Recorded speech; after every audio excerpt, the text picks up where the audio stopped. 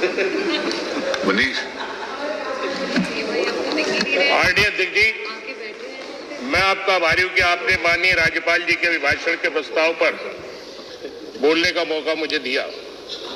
मैं अपनी बातों को अपने विपक्ष के सम्मानित साथियों के साथ जोड़ते हुए कहना चाहता हूं कि माननीय राज्यपाल महोदया का अभिभाषण सरकार के द्वारा पिछले वर्ष में किए गए कार्यों तथा आने वर्ष की कार्यों की योजना का आईना होता है।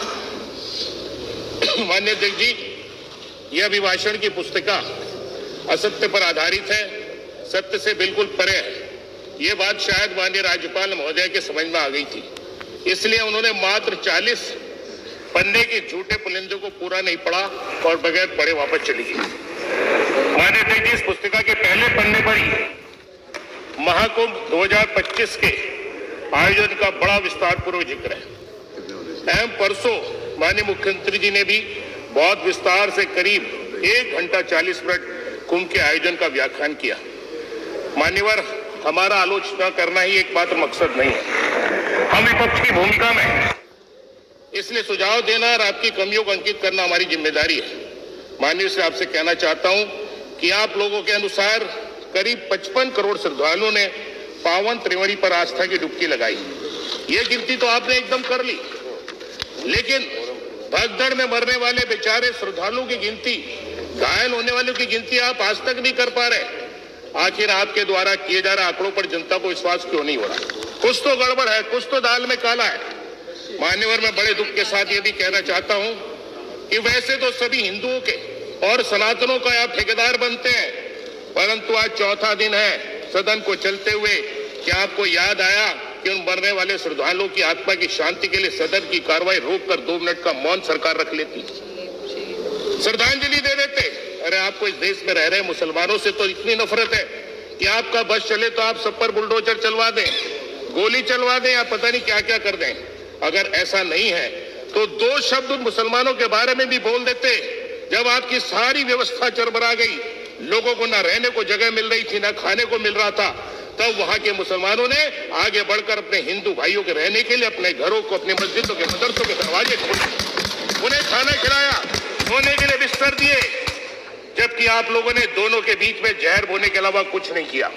उनको अच्छे कार्यों के लिए 2 शब्द तो क्या बोलते, बल्कि उन्हें अपने परसों के संबोधन में माननीय मुख्यमंत्री जी ने किस तरह नवाजा, वो शब्द भी मैं कहना नहीं चाहता। आपको उसके लिए खेद करना चाहिए, बल्कि हो सके तो माफी मांगनी चाहिए। जरा सी संवेदना दिखा देते उन हिंदुओं के प्रति, मुसलमानों के प्रति तो आप दिखाओगे नहीं, परंतु नहीं, आपको तो सिर्फ हिंदुत्व का ढिढोरा पीटना है। मतलब उनसे भी नहीं है, बस हिंदू और मुसलमान करके वोट चाहिए, सरकार चाहिए। इसलिए कवि ने कहा है कि मन में मैल, मुंह में चीनी से मिठास रखते हैं लोग, वक्त के अनुसार शख्सियत बदलते हैं ये लोग, गिरगिट भी शर्माए ऐसे रंग बदलते लोगों से, कर्म करते हैं दिखावे के लिए ये लोग, दिल में जहर हाथ में खंजर रखते हैं लोग, जिस शख्स में छिपा हो दोगलापन, फिर वो अपनी आदत कहां बदलते हैं लोग। मान्यवर, आपकी सरकार के अनुसार 45 करोड़ के निवेश पिछले 8 साल में सरकार को मिले और 15 लाख के करोड़ आपने धरातल पर उतरा है। कौन सा धरातल है पता नहीं। पिछले 8 वर्षों से मैं नगीना में अपने विधानसभा क्षेत्र में कताई मिल बंद पड़ी है 8, 9, 10 सालों से, उसके लिए लगातार मांग कर रहा हूं, आज तक उसे चालू नहीं करा गया, कोई नई योजना नहीं चलाई। मान्यवर, पता नहीं कौन सा धरातल है। मान्यवर, बहुत खुशी की बात है कि आपने इस पुस्तक के अनुसार प्रदेश को एक्स प्रदेश के रूप में जाना लिखा है, परंतु यह देन भी हमारे नेता माननीय अखिलेश यादव की है। मान्यवर, आप लोगों ने बड़े गर्व से लिखा है कि उत्तर प्रदेश सर्वाधिक मेट्रो वाला, सेवा वाला राज्य है। मान्यवर, ये गर्व की बात भी अगर है तो हमारे माननीय नेता अखिलेश यादव जी की वजह से। मान्यवर, आपने कुल 8 नई मंडी बनाने का जिक्र किया, आपने उन मंडियों को खत्म कर दिया, केवल 8 मंडी बनाई, बाकी जो पहली मंडी थी उनको खत्म कर दिया। आज वहां पर कोई कारोबार नहीं होता, आज बिचौलियों के माध्यम से धान खरीद होती है, गेहूं खरीद होती है। सपा सरकार में बनी मंडियां जिसमें सरकार का करोड़ों रुपए लगा, वो बंद पड़ी है, वो आज तक शुरू नहीं की जा सकी। ऐसा ही उदाहरण मेरे विधानसभा क्षेत्र नगीना के हेडक्वार्टर ब्लॉक 1 कोतवाली का है। 2016 से बंद पड़ी मंडी आज तक चालू नहीं हो पाई, करोड़ों रुपए उसमें लगा है। और तो और उस खंडर बनी मंडी में अभी कुछ दिनों पहले ही एक महिला के साथ दुर्व्यवहार की घटना भी सामने आई। माननीय, इसलिए कहना चाहता हूं कि या तो उस मंडी को चालू करा दिया जाए या उसको लीज पे दे दिया जाए, जिससे कम से कम वहां कोई घटनाक्रम ऐसा तो न घटे। माननीय, बहुत बड़ा चढ़ाकर आपने दुग्ध उत्पादन का जिक्र किया, जबकि हकीकत यह है कि बड़े दुख के साथ मुझे कहना पड़ रहा है कि दुग्ध उत्पादन आपने खत्म कर दिया। व्यापारी जो भैंस लेकर के, गाय लेकर के एक जगह से दूसरी जगह जाते थे, बहुत अच्छी बात, दूसरी जगह जाते थे, आज वो बेचारे उत्पीड़न के शिकार है। एक भैंस की लागत कम से कम 80,000 रुपए, कम गाय की 30,000 रुपए। पुलिस का उत्पीड़न जो आप लोग, आपकी पुलिस उत्पीड़न पशु कुर्ता अधिनियम के तहत करती है और उनसे हजारों रुपए वसूलती है, क्योंकि ये कारोबार करने वाले। धन्यवाद कैलाश राजपूत, इसलिए आज उस कारोबार श्री कैलाश राजपूत, चलिए आप चलिए। धन्यवाद ना देखिए, अरे जल्दी तो बन, नहीं 6-7 मिनट हो गए।